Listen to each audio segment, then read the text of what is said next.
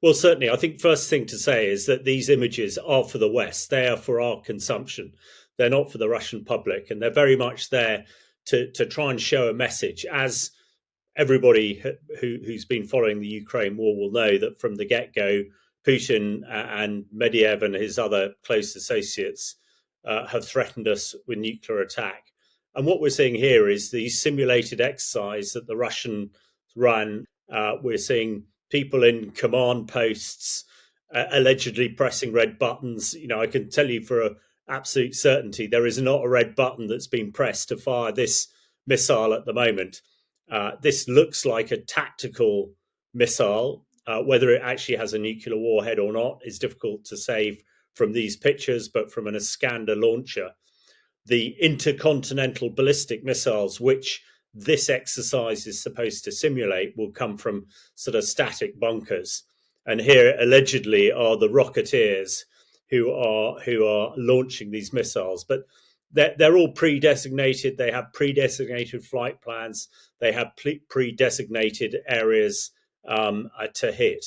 And it's no secret that we have exactly the same sort of plans, and we run exactly the same sort of exercises, but we don't have chaps in blue jumpsuits sort of actually doing it.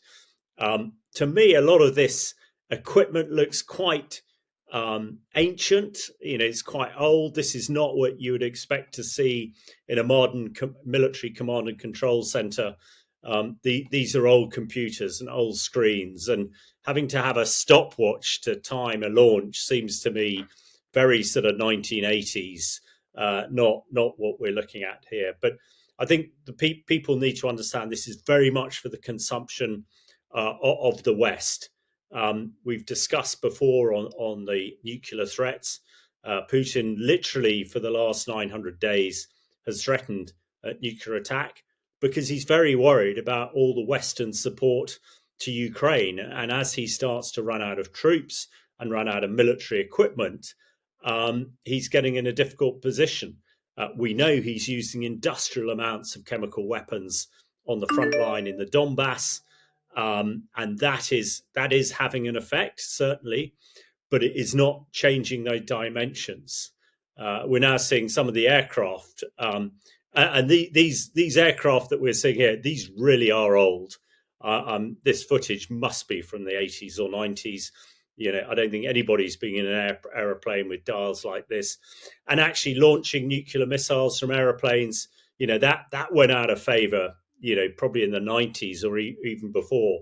An aircraft is so easy to take down these days with modern air defense and long-range air defense. So again, I think this is a bit of a strategic error by the Russians. I mean, admittedly, I'm an expert in these sort of things, but hopefully people can see that what Putin's putting on display is stuff that went out of service in the British and American military decades ago.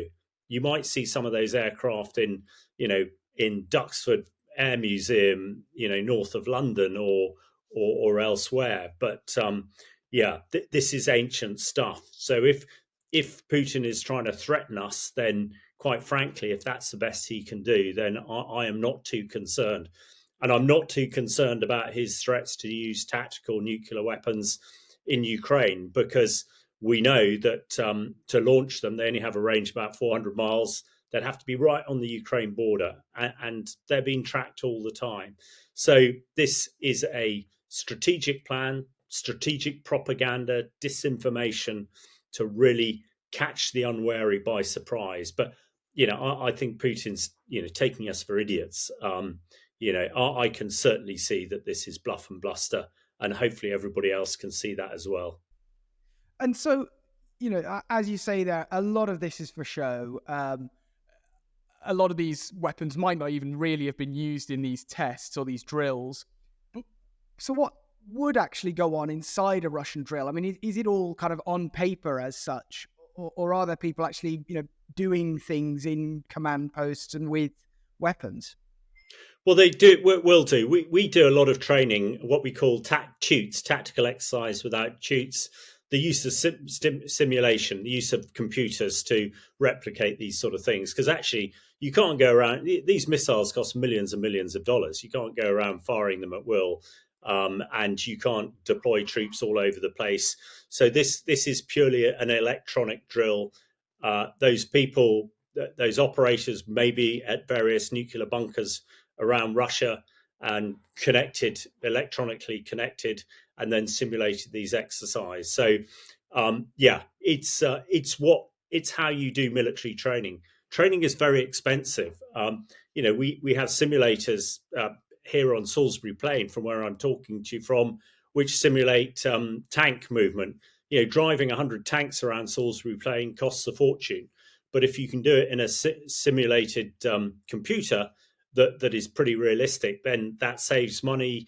People can make mistakes, and you can also, actually simulate coming under fire, which you can't really do on an exercise out in the open. So this is a reflection of really, part of military training that one does these days. And again, it's for the Russians. They probably think this is a good 8-10 minute bit of footage that's going to be, the Associated Press and others have put around the internet. We're talking about it, but hopefully the way that we're unpacking it to show that it is, bluff and bluster, it's stuff that's way out of date. People will realise that and will not react as the Russians want. The Russians want us to be terrified by it. They want us to stop supporting Ukraine, but actually, to me, it's having the opposite effect. And one of the challenges the Russians have, because they have such a centralized command and control methods of doing business, actually Putin makes most of the decisions, even sort of fairly low-level military tactical decisions. And by having that system, everything is very slow to react. And everybody below Putin is terrified of making a mistake, so they don't make any decisions. So again, I think that is reinforcing what I would call the incompetence of the Russian military system. And by putting this, they probably think it's, very high-tech video out on the internet. Well, the video and everything else might be high-tech, but the stuff they're showing, even somebody with a modicum of experience and understand will realize this is really ancient, steam-driven stuff, and not something that we should be concerned about. And of course, this has come alongside further recent warnings from Putin about NATO long-range missiles being sent to Ukraine. It's not really a coincidence that these things have come together at the same time. No, it's no coincidence at all. I think people must understand, the Russians are looking at what's happening in the West very, very closely, and they are trying to win the information war, the propaganda narrative. So when it was leaked a few days ago that the Americans were thinking about giving long-range Tomahawk missiles to the Ukrainians, I can. In fact, I've just been discussing it on another bit of media. Putin is probably really concerned by that. Tomahawk missile range of 1,500 miles, absolute precision. He's now thinking, crikey, I'm sat here in my dacha in Moscow, and a Tomahawk missile could arrive through my window at any moment. Crikey, right, I then need to move air defense to come and protect me. So this is part of the game, I think. But actually, if the Tomahawk missile story again was Western propaganda, then to me that's pretty good, because it's giving Putin some really difficult questions to think about. Conversely, a few days later, we then get a Russian video about nuclear strikes, because Russia doesn't have an equivalent Tomahawk missile that can strike Washington or key sites in the States. So they have to do something else to try and get themselves back into a position of leadership here. So this is part of the grey zone that we call it. War is a very complex business these days. It's not just fought on the battlefield and the trenches of the Donbass. It's fought in cyberspace. It's fought all over the place. The key thing is that people understand what it's all about. And I am sure that the experts in Whitehall, the UK Ministry of Defence, and the Pentagon in Washington are looking at these pictures of Putin's nuclear drills and going, yeah, this is bluff and bluster, and no doubt will put out some sort of counter to it through their own media channels. But the key thing is, I think that the public are not unduly frightened by these things, because they are not what they appear. And if you are frightened by it, then Putin has won. And it's key that that we remain focused and focus on supporting Ukraine to make sure that they can prevail. Because I think there's nobody who looks at this in any detail who thinks that Putin would stop if he doesn't prevail in Ukraine.